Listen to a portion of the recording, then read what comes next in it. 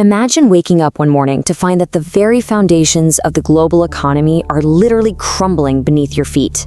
We're talking major banks failing, trillions of dollars just evaporating into thin air, and a panic so deep that global leaders genuinely feared a total collapse of the financial system. It was, without a doubt, the most catastrophic economic event of our generation. So pose this question to yourself. How did the world almost lose everything? I mean, it sounds like the tagline for some huge Hollywood disaster movie, doesn't it? But this was our absolute reality just over a decade ago. And the craziest part? It wasn't caused by a natural disaster or a war or some sudden technological failure. It was caused by the very systems designed to grow our wealth. To really understand how we ended up standing on the brink of financial apocalypse, we've got to go back and examine the actual blueprints of this disaster. Okay, let's dive into this with part 1, the housing bubble illusion, a world built on confidence. So picture the early 2000s. The global economy is still recovering from the dot-com crash, and investors are desperately looking for a safe place to park their money.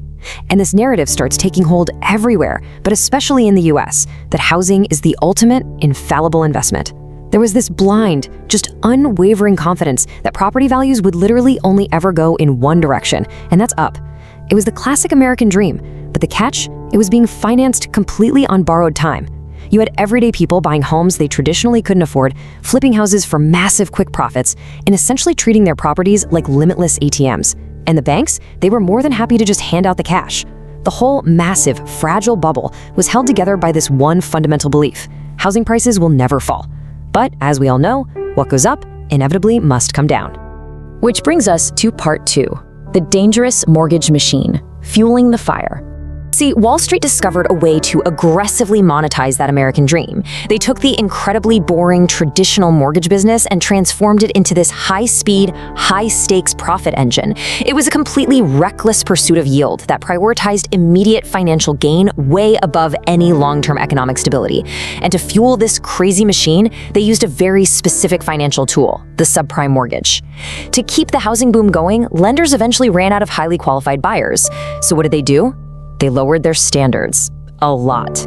They started pumping out subprime loans, which are essentially high-risk mortgages handed to borrowers with poor credit histories, no verified income, and zero down payments.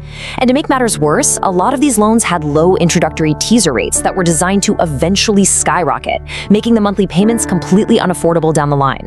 It was basically a ticking time bomb built right into the contract. And this brilliantly illustrates how the contagion spread. It was a 3-step pipeline of toxic debt. Step 1, banks aggressively issue these incredibly risky subprime loans. Step 2, Wall Street swoops in, buys thousands of these mortgages, and bundles them all together into complex financial products. Step 3, credit rating agencies slap a safe stamp on these bundles, and boom, they're sold to investors all over the globe as mortgage-backed securities. Wall Street acted like these financial alchemists, magically turning terrible high-risk debt into gold-plated, supposedly safe investments. And the wild part? The entire global financial system bought into it completely. This leads us right into part 3, the bubble finally bursts, the dominoes fall. So by 2006, the music finally begins to slow down. The Federal Reserve starts raising interest rates to cool off the broader economy. And when those interest rates rose abruptly, those adjustable rate subprime mortgages we talked about suddenly became incredibly expensive. Borrowers just couldn't pay, so defaults started rolling in. Because of all these defaults, massive numbers of foreclosed homes suddenly hit the market, which caused the housing supply to absolutely skyrocket. Well, with supply way up and demand practically dead, property values plummeted. And then came the final fatal domino. Those supposedly safe mortgage-backed securities held by global investors suddenly turned into toxic, completely worthless assets. Let's look at part 4, Wall Street in panic, the system freezes. Now, the realization didn't hit everyone all at once, but when it finally did, the sheer panic on Wall Street was just unprecedented. Major global banks are suddenly looking at their balance sheets and realizing they are holding billions in worthless, toxic mortgage-backed securities. Trust just evaporated overnight. The collapse escalated so rapidly. In 2007, the first cracks appeared when smaller subprime lenders began going under. Fast forward to early 2008, the crisis reaches Wall Street royalty with the shocking collapse and emergency fire sale of Bear Stearns.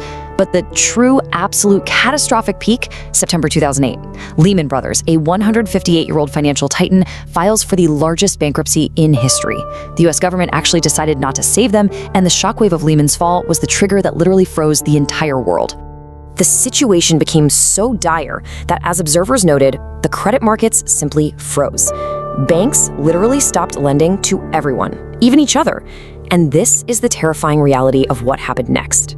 The entire global financial engine relies on the continuous, unbroken flow of credit. Without it, businesses can't make payroll, cargo ships can't secure letters of credit to move food and goods around the planet. Even local ATMs run the very real risk of literally running out of cash. The system didn't just slow down, it flatlined. Moving to Part 5. The government steps in, bailouts and backlash. Facing the literal abyss of a total global depression, it was clear the free market had failed.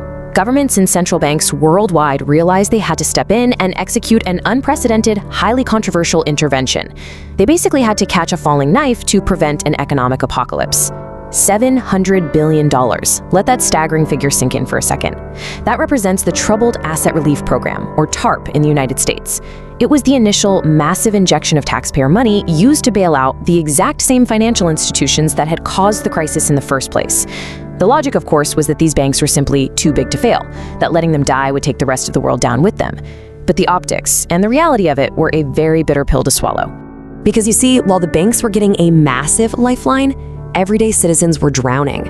Over 10 million. That is the devastating number of everyday Americans who were displaced, who literally lost their homes to foreclosure. Millions more lost their jobs, their hard-earned savings, and their basic sense of security.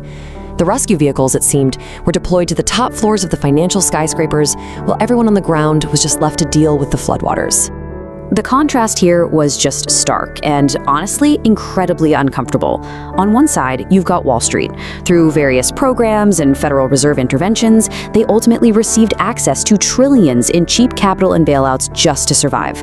On the other side, you've got Main Street. They faced mass foreclosures, brutal evictions, totally ruined credit, and retirement accounts that just vanished. So yes, the system was technically stabilized, but the distribution of the pain was deeply, deeply uneven. Which brings us to our final section, Part 6, Human Cost and Lessons, the Wreckage Left Behind. As the dust finally began to settle, the true global scale of the wreckage became totally apparent. Look, this wasn't just some spreadsheet error or a temporary dip in the stock market. This was a global trauma. Global unemployment skyrocketed from its pre-crisis levels in 2007 right up to its absolute peak in 2009. A gambling crisis orchestrated in the high-end trading rooms of New York and London directly caused factories to shut down in Asia, austerity measures to cripple Europe, and entirely shattered communities across the globe. Behind every single tick upward on an unemployment chart is a real family struggling to put food on the table. The ripple effect was absolute, and it was unforgiving. If we distill this entire crisis down to its core, objective lesson, it is quite simply this. Unchecked greed and highly complex, hidden systemic risks have the actual power to bring down the entire world. When financial machines become so ridiculously complicated that even the people running them don't fully understand the risk, and when the aggressive pursuit of short-term profit completely blinds an entire industry to long-term stability, catastrophe isn't just possible, it's inevitable. Which leaves us with a pretty provocative final thought. We bailed out the system, we passed some new regulations, we stabilized the markets. But did we actually fix the fatal flaws? Are the megabanks today truly less risky, or are they just bigger? Have we actually eliminated the blind spots, or did we just shuffle them somewhere else? It's a question that should keep every single one of us paying very close attention to the financial systems we rely on every day. Thank you so much for joining me for this explainer, and remember, always keep questioning the world around you.